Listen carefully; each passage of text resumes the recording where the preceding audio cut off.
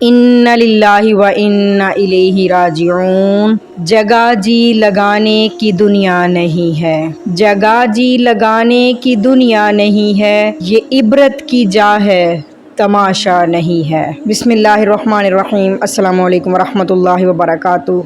दिल बड़ा गमनाक है आज, सोचा कुछ बातें आपसे शेयर करूं। हम क्यों इतना इस्लाम से दूर चलते जा रहे हैं? ये डिप्रेशन नाम की चीज़ हमारी ज़िंदगी में कैसे आ गई और कहां से आ गई? हमारा मुआशरा किस तरफ जा रहा है? ये सब इस्लाम से दूरी की वजह से है। हम इतने मटीरियलिस्टिक हो गए हैं, दुनिया में इतने फॉलोअर्स। मेरा असगर की बात की जाए, 75 लाख फॉलोअर्स होने के बावजूद 9 महीने तक किसी ने उनकी बात नहीं पूछी, किसी ने उनसे कांटेक्ट करने का नहीं सोचा, और अगर किया भी, आगे से रिस्पांस नहीं आया तो किसी ने उनके लिए कुछ स्टेप लेने का नहीं सोचा। अब आप ये देख लीजिए, ये दुनिया की झूठी जीनत है।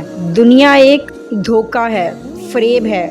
कुरान पाक की आयत का मफहूम है, ये दुनिया एक फरेब है, ये धोखा है जिसके पीछे हम पड़ चुके हैं। हम अपनी आखिरत को याद क्यों नहीं करते? आखिर कब तक हमने जी लेना है?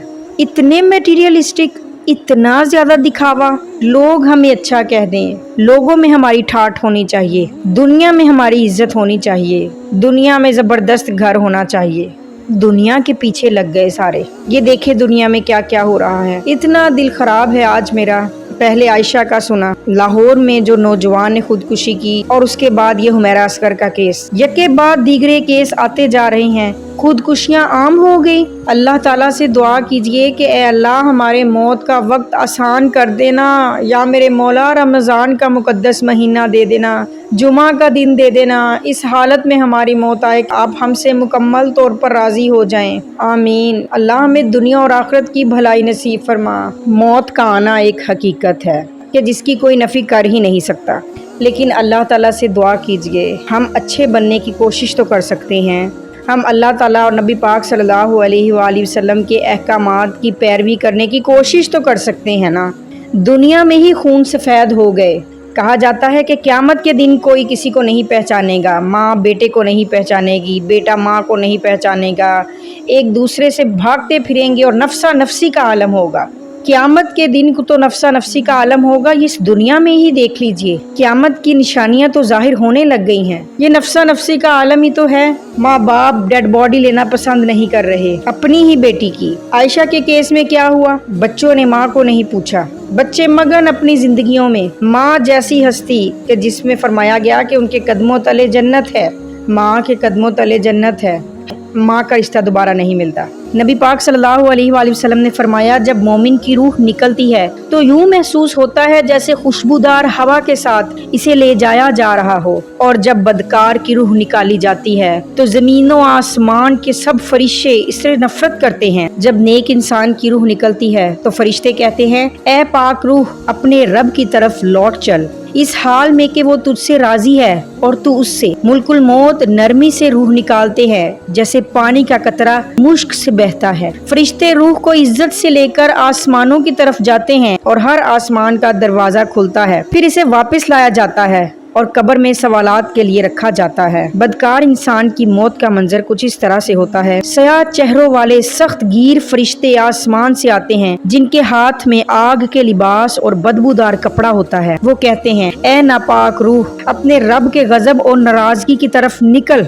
रूह जिस्म से सख्ती से खींची जाती है, जैसे कांटों में उलझी ऊन को खींचा जाता है। फरिश्ते इस रूह को लेकर आसमान की तरफ जाते हैं, मगर आसमान के दरवाजे बंद कर दिए जाते हैं। फिर रूह को नीचे फेंक दिया जाता है और कब्र अजाब का घड़ा बन जाती है। कुरानी आयत है, कल्ला इज़ा बलगतित तराक़िय वक़ील मन राक़।